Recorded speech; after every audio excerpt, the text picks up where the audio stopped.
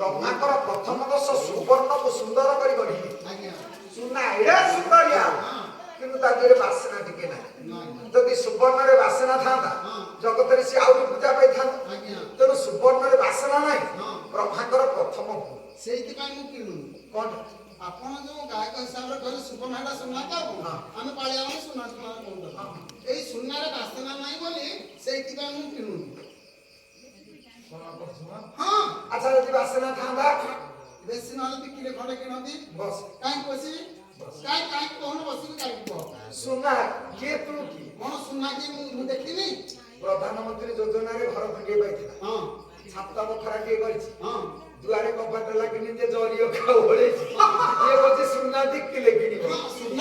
ତୁ କଣ ଭାବିଲି ସେଗୁଡା? କଣ ସୁନା କଣ ଏଇଠି ଆପଣ 5 କିଲିଆ ଚାଉଳରେ ନାଁ ନଥିଲା ବୋଲି ସରପଞ୍ଚ ଦୁଆରେ ପାଳ ତଳକୁ ଧରିକି ବସିଥିଲା। କହିଲା ରସି ଲଗେଇ ଦେବି ତମ ଦୁଆରେ। ତୁ ବସ ସୁନା ଦୋକାନ ଦେଖିଲୁ ବସୁନୁ କାହିଁ ବସ ଜୁଆ ଲାଗି ସୁନା କିଏ ତୁ କିଏ ବସୁନୁ କାହିଁକି? ତୋ ତ ଏତେ ପଇସା ଅଛି ସୁନା କିଣିବାକୁ ପାଲାରେ କାହିଁକି ବୁଲୁଛୁ?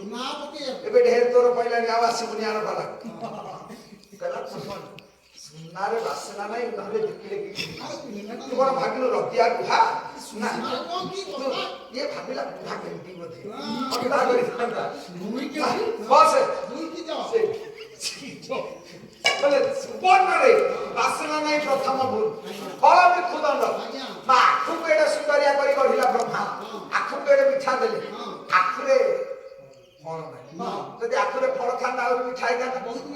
ଦ୍ୱିତୀୟ ଭୁଲ ଆଖୁରେ ମିଠା ନାହିଁ ଫଳ ନାହିଁ। ତୃତୀୟ ଭୁଲ ଚନ୍ଦନ ଗଛ ତିଆରି କଲେ ଚନ୍ଦନ ଗଛରେ ଫୁଲ ନାହିଁ। ଆଚ୍ଛା କାଠଟା ଯଦି ଏତେ ବାସନା ଲାଗୁଛି ଫୁଲଟା କେତେ ବାସିଥାନ୍ତା? ଚନ୍ଦନ ଗଛରେ ବ୍ରହ୍ମା ଫୁଲ ଦେଲେନି। ଏଇଟା ତୃତୀୟ ଭୁଲ। ଚତୁର୍ଥ ଭୁଲ ପଣ୍ଡିତ ଲୋକ ସୃଷ୍ଟି କଲେ କିନ୍ତୁ ଭଲ ଲୋକମାନେ ଆଗେ ବେଶୀ ଦିନ ବଞ୍ଚନ୍ତି ଅଳ୍ପ ଦିନରେ ମରିଥାନ୍ତି।